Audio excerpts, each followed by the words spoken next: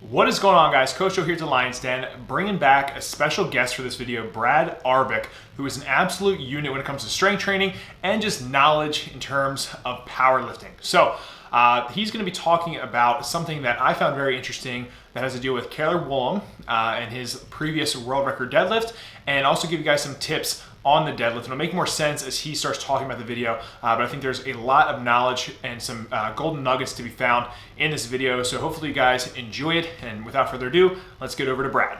Hey Joe, thanks a lot for the introduction, and thanks again for letting me on the channel. It's really good to be back. For anyone who doesn't know who I am or hadn't seen me before, just a little bit of information about myself. My name is Brad Arbic. I'm a staff sergeant in the United States Army. Been in service for about a little shy of 12 years. And I also compete in powerlifting, predominantly USPA. I've set a number of records, both state and national, as well as world record early in my career, and have a lot of experience in lifting. So far as I know, I have the highest raw total of any service member, any active duty service member, at over 2,000 pounds, and I have over 500 Wilks. You can look me up on Open Powerlifting if you would like to see a little bit more about my meets and things like that. At any rate, what brings us here today is I want to talk about something that I think is kind of important. A little while ago on my own channel, I released a video, and it's just something that I thought was interesting and I wanted to talk about. And talking it over with Joe, we saw an opportunity to kind of have a bigger audience and be able to talk a little bit more in depth about this topic, and actually give a little bit of information to be able to help people as well. So definitely want to bring this thing up, and then after we're done talking about it or kind of discussing it, I'd also like to give a few cues and ideas about how any of you out there may go about attempting to mitigate this issue. So let's get into it. Okay, so at the Slingshot Record Breakers, Cailer Woolams was going for a all-time world record deadlift, and was attempting to hit something like 953 pounds, which for the 220 weight class was an all-time world record. And so he performed the lift, and while I watched the meet on the live stream, as I was watching it, something stood out to me that I felt was a big enough issue where the lift should have been a no lift. And I'll go ahead and show the footage right here, right now.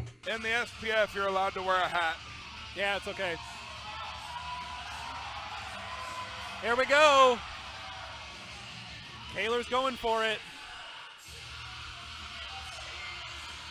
953. Let's go, Cailer. Get locked in, baby. Come on.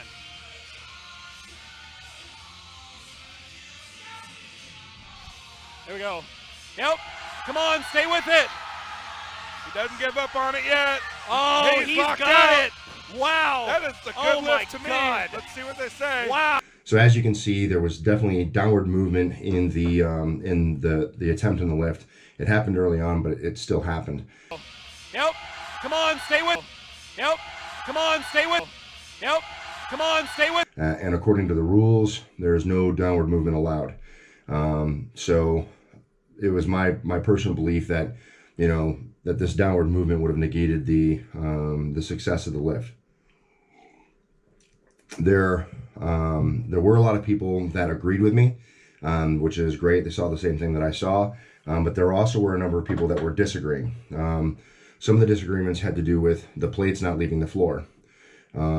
The federation that sanctions the meet was the SPF.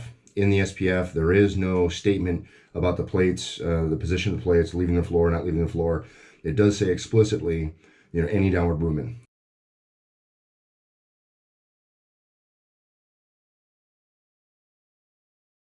And the fact that there was downward movement, actually the plates were off the ground, and you can see the inside plates right here. Yep. Come on, stay with. So the inside plates did break the ground, and so the bar traveled further than it could have if the bar of the plates never left the ground, and so there was indeed downward movement. Another argument that people made was talking about how he was pulling slack.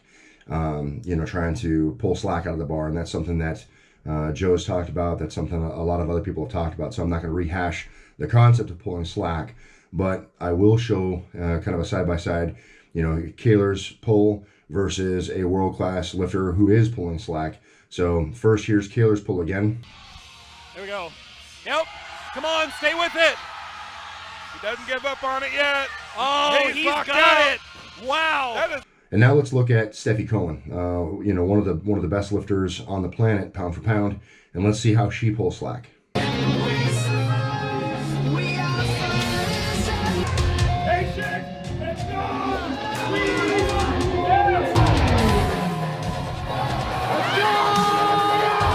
All right, you can clearly see the difference between how those two attempts went.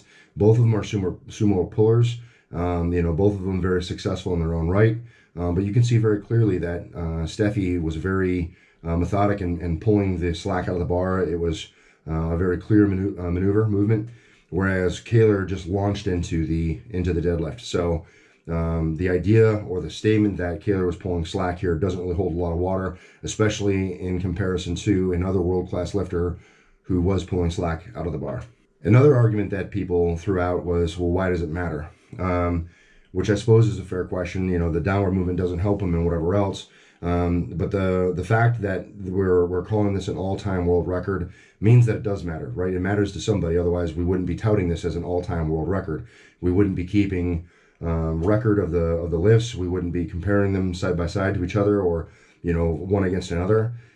So we as people have definitely made this a thing, and it's important to us as people. And so this world record attempt is no different than any other sports event that people talk about and analyze and look into for years and years to come. We still talk about some boxing matches and football games and things like that, calls that we thought shouldn't have happened or things that were missed. So discussing the sport is important, but I believe too that when we're talking about the highest level of sport, that we really should be more strict, or at least more enforce the standards a little bit better. Whereas we're not just allowing just anything to fly, especially when it's being held up as an all-time world record.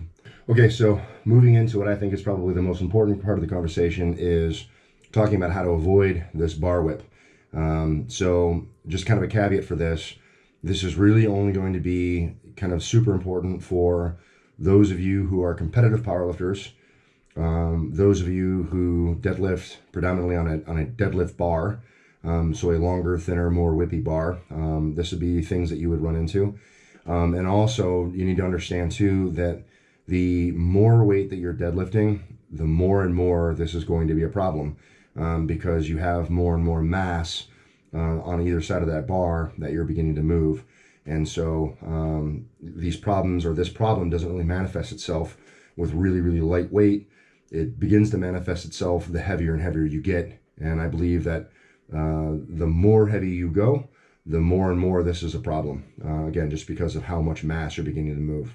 Okay, so the first way that we can avoid this problem is through proper bracing. So maintaining a good abdominal brace is going to be hypercritical in being able to control the weight.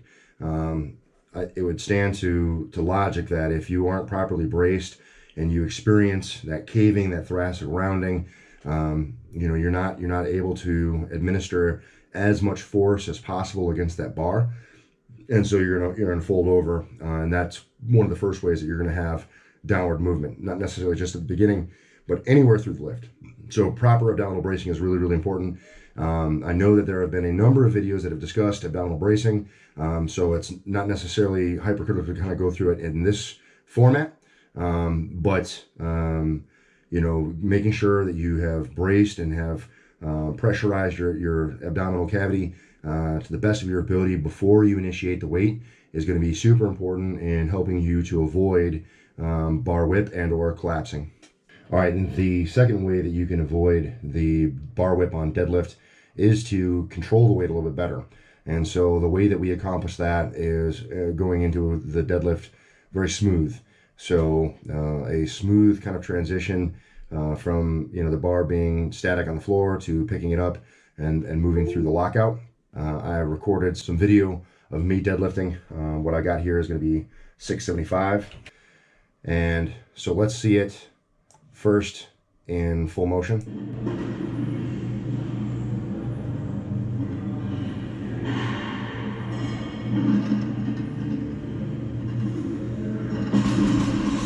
All right, one more more time. We'll see it again in full motion.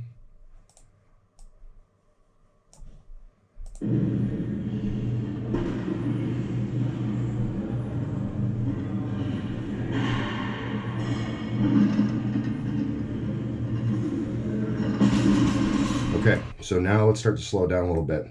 We'll go back to before the pull, and we'll kind of go frame by frame if we can here.